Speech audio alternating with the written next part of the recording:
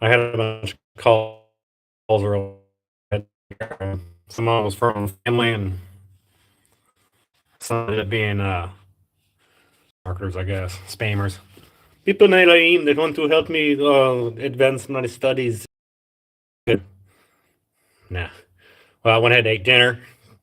I noticed it in the my live from earlier was still active, I guess. So I thought I'll just jump on here. We'll have a little chat. I go to work for the next 4 days after tonight, and thought maybe we'd spend some time out in the garage since it's 8 o'clock right now. See what kind of action we get as far as folks joining in, and we'll just discuss a few things. And we'll rehash a few things for those that maybe didn't see it earlier, and those that might want to see it again. So people are starting to come in, it looks like.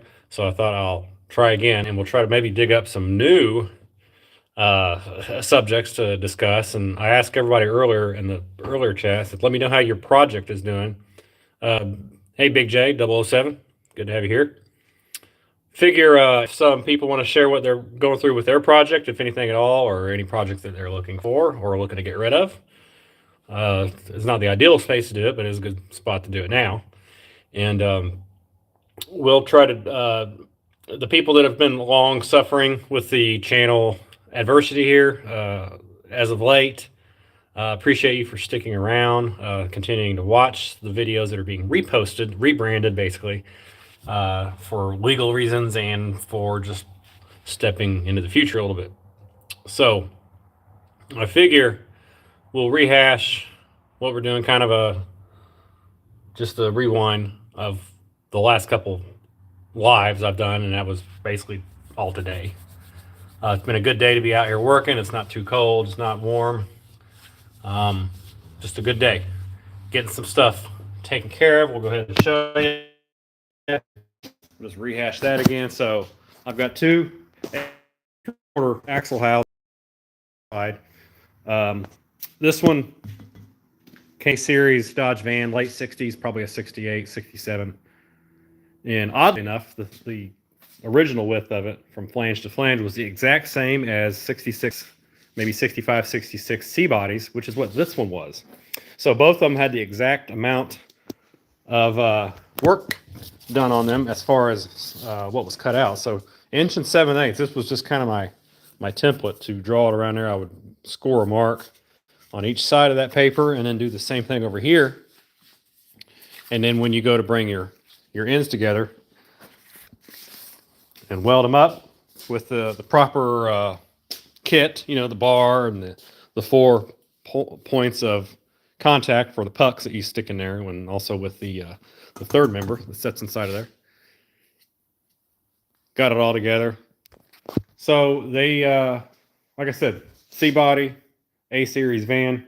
That A-Series van completely, it was hardly recognizable. The only thing that was really left on it was the dash. Everything else had just wilted. And that's why we have so much pitting on this side, because this is obviously underneath the bed, and this was all open for many years. So that's why it's pitted the way it is. So this one, if somebody does need this, be it for a racing project or a daily driver, they're not really concerned about being really beautiful because it's so pitted, but it's all right through here. It could be fixed if you blast it and do some maybe some Duraglass filler, and you can get quite a ways with it. This one here, though, this is what we have actively on basically a Facebook marketplace. Yeah, so if you're in Southern Indiana, you're looking for one of these.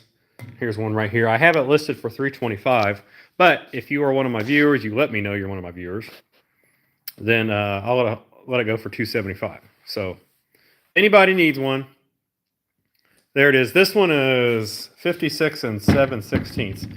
The factory width from outside of the flange to the outside of the flange is, with some slight variance on some of them I've seen, 52 5/8. So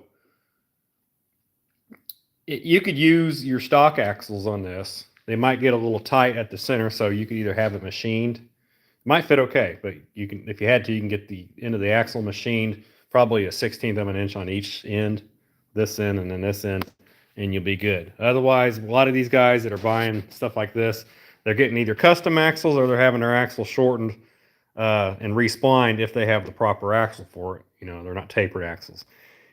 You just measure based on what you have. So mine was 50, came out to be 52 and a half. So very, very slight difference on each side.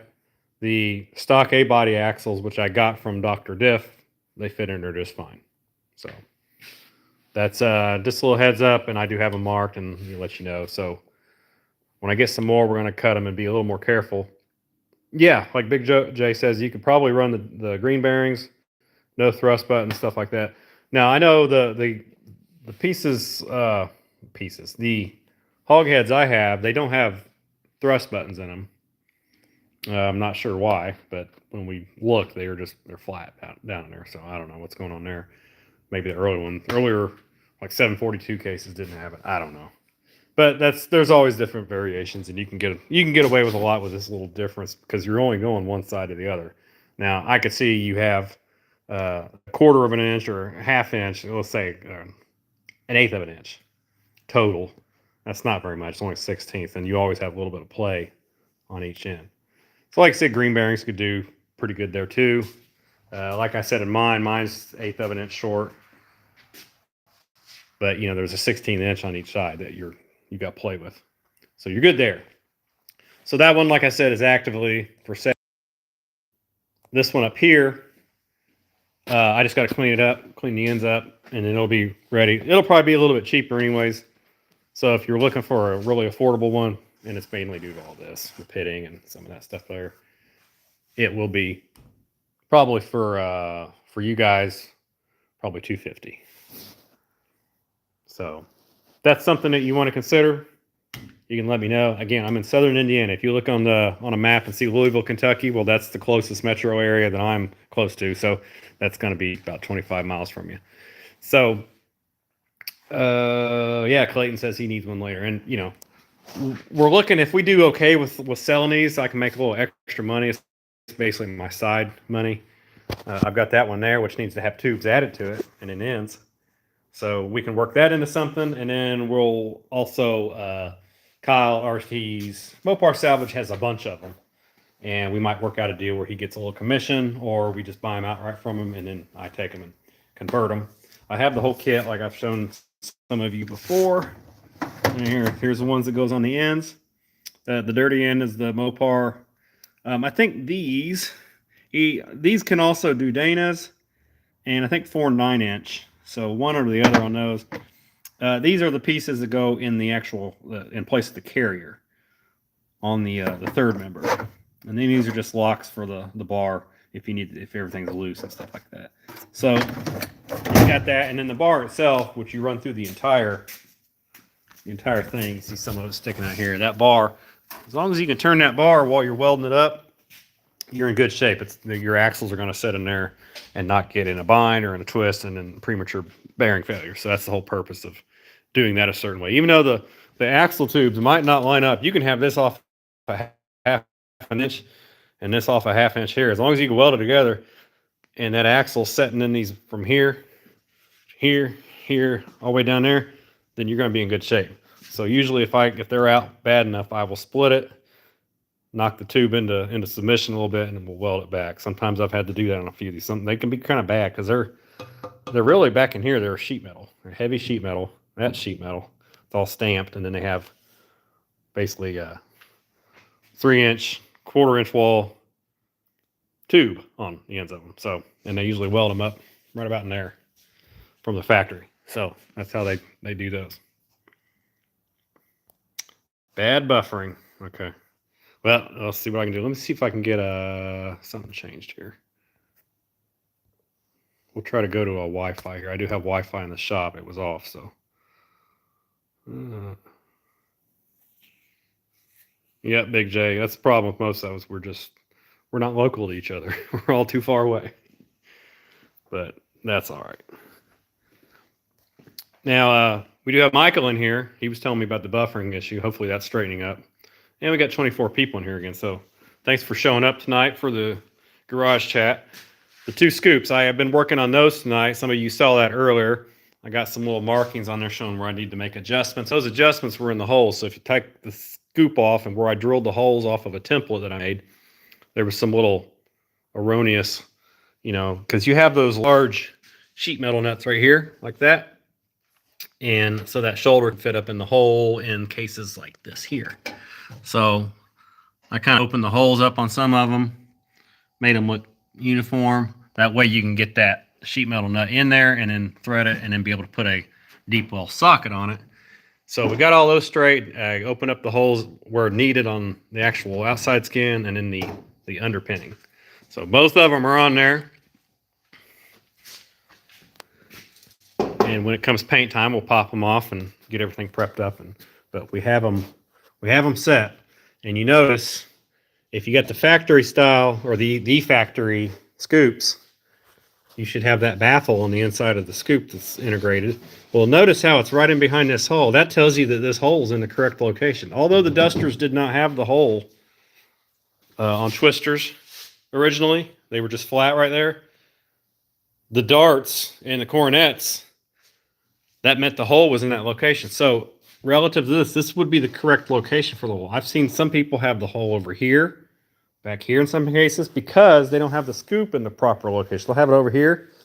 And I've even seen some people have the scoop, let me come back out here, the scoop too far inward towards the center, and then they'll have the hole right here, which means you're going to see that hole and it's more likely to get gunk in it right there. So if there's a, I don't want to say ergonomic, but a more engineered way location for it to be, it's right there.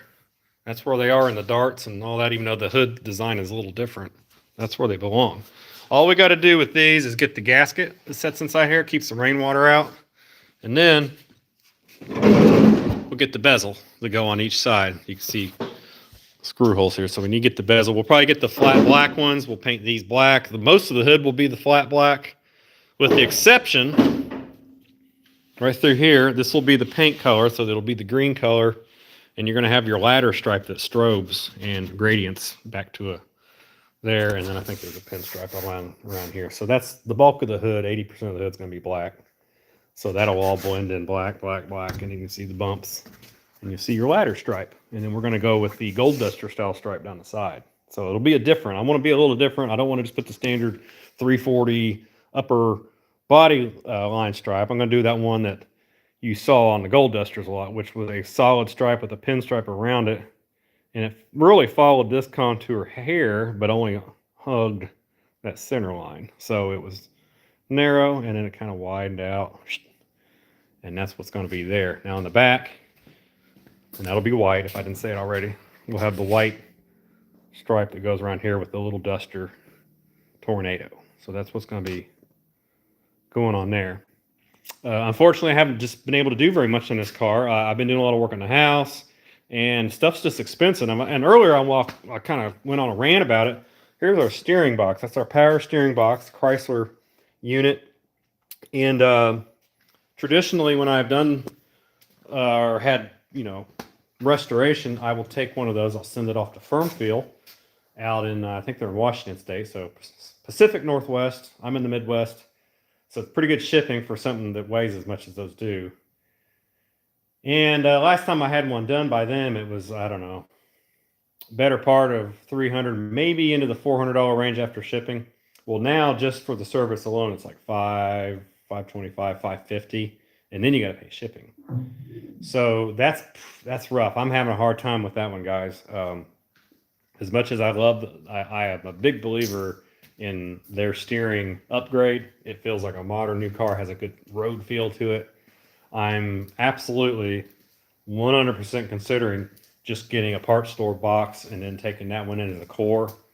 But I also asked earlier, before we got cut off, if any of you have done that, have went that route, what's your opinion on like, let's say, I think O'Reilly's was the only one that showed that had them like at least in circulation right now. I don't know if Napa, it didn't look like Napa does. Maybe it's one of them you have to order it like in person because it said not available online, not available in any store. So if anybody has any sources for good, just a basic stock power steering core rebuild type deal, let me know. Now the Borkson, I know a lot of guys, oh, we'll get a Borkson. Well, it's the same price. It's you got to do some different things. I'm really satisfied with a stock style box with, especially with the upgrade, the modification. But you're gonna spend the same amount of money, so it's not like, oh yeah, you just got to go do this. I would if it was like $300, but with it all being about the same, just get a stock box that bolts right in. You don't have to change the steering shaft or anything like that. So yeah, it's just Mike's talking about well, I'll let you know later, or you can let me know later on your experience on what you dealt with. That's kind of my big problem with stuff right now, and I was kind of getting into, is there a problem with the hobby right now, or is it just a YouTube thing?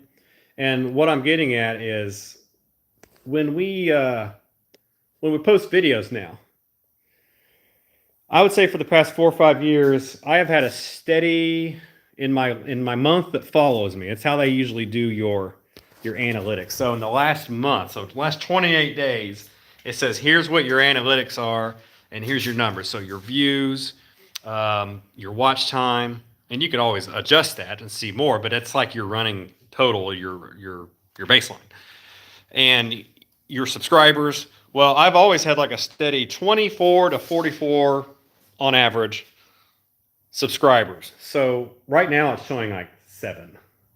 So our subscribers are way down. Our views are decent because you guys are doing great about watching these videos, even though right now they're all rehashes, they're re-edits.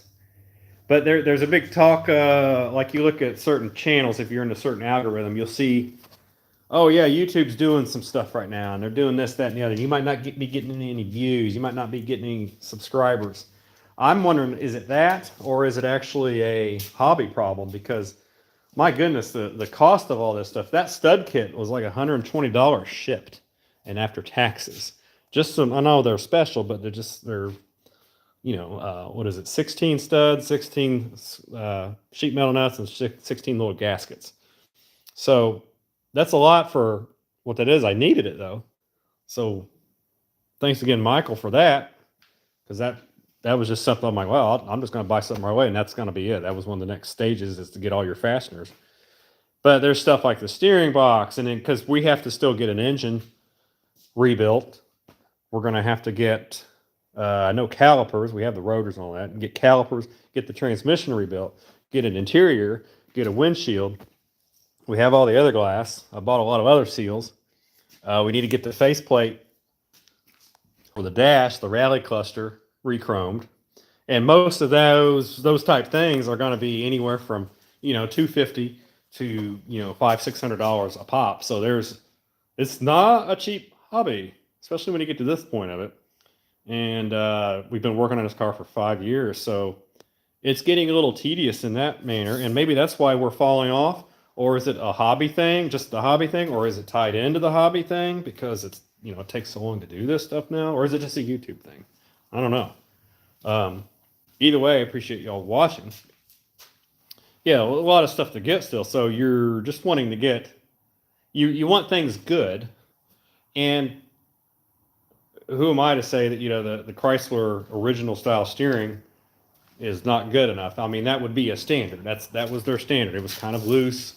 Now, again, I don't know about aftermarket box. I think it'd be Master Pro with is what they had listed for the O'Reilly box. Is there seal issues? Are they good? Are they Chinese? Are they that kind of stuff? That's where I'll probably decide, because if it's too much of a hassle, then I'll probably just have to save up a little bit, and we'll get the Burnfield box. I mean, it's absolutely, to me, it is worth it, but it's just the way things are right now. There's just a lot of money that's got to go into it that you need for other stuff. It's just day-to-day cost of living type stuff, right? So, and it doesn't help that we have, 2 cars over here. I mean, nothing's really going into that one financially right now, so it's just sitting there, and I stripped it down to kind of survey what we have going on. and we're in pretty good shape. We got that cowl panel. We could probably strip that stuff down, put on, and then get it either ready for blasters or dippers. We're still up in the air about that. But, you know, everything's money, right? And it's not like it was 10, 15 years ago where, yeah, stuff cost money, but it was like you could have a Christmas on your doorstep when you come home every couple of weeks. It's just not like that right now. It's like every twice a year, maybe. That's what you can do. So let's see, catch up on some of these comments. Big J's always heard better road feel and power. You could change the shim and Saginaw power steering pump. Richard Remember. Yep, I've heard of that. There's some things, I know there's some things that you can tune them a little bit. Now, firm feel and them, I think they bore out the passage. They do some springs and stuff like that that are in there and kind of increase the pressure on it.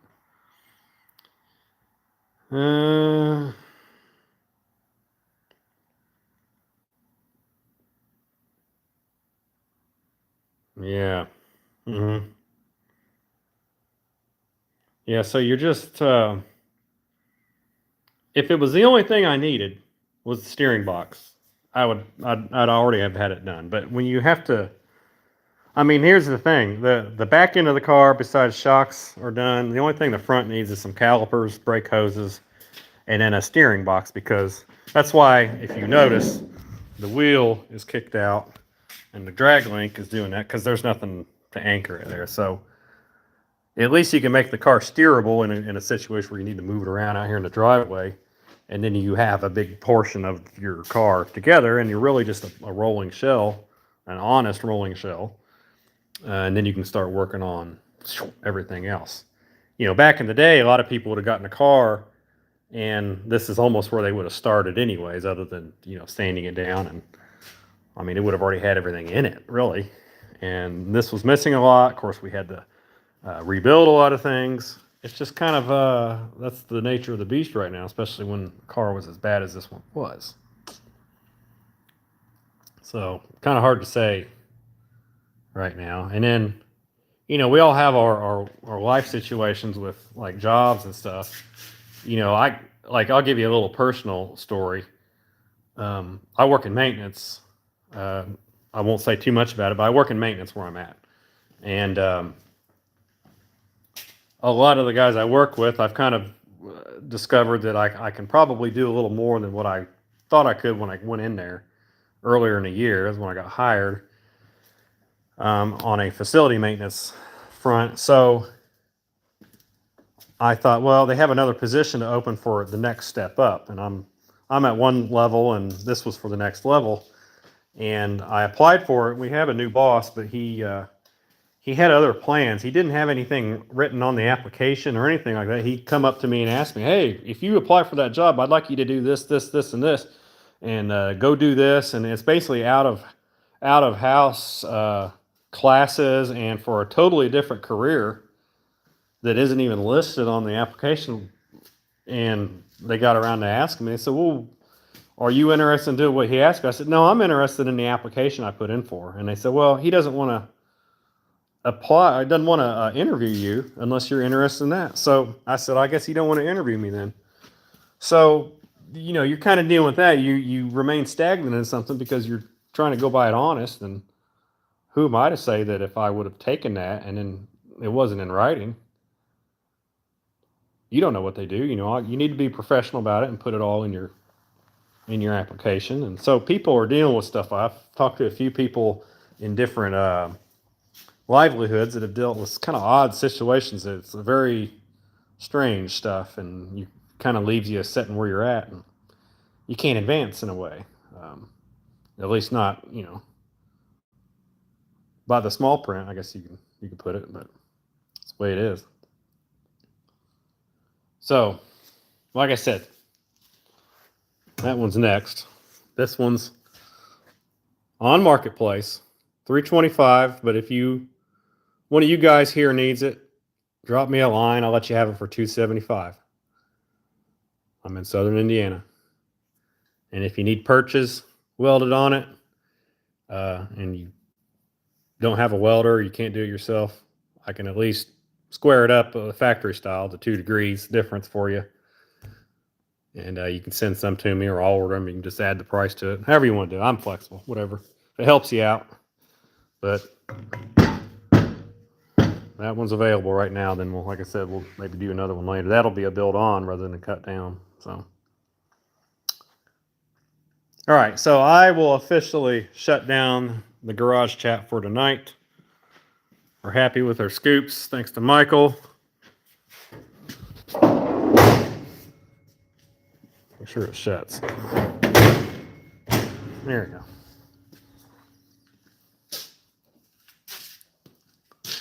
Two scoops of Raisin Bran. So at least it looks the part. We'll try to get the rest of it lined up. Been worrying about that steering box for a couple months. So, all right, everybody. Thanks for watching. I might edit up another video, one of the old videos in the sequence for the Duster series tonight if I get a chance. They don't take too long to redo. And yeah, let me do a burnout. It ain't got to go nowhere, buddy. So, and we'll keep posting those, and we'll start doing some vans, and we'll even do the video for the Sandblaster soon. So some people was asking about that. So y'all have a good night. Thanks for watching.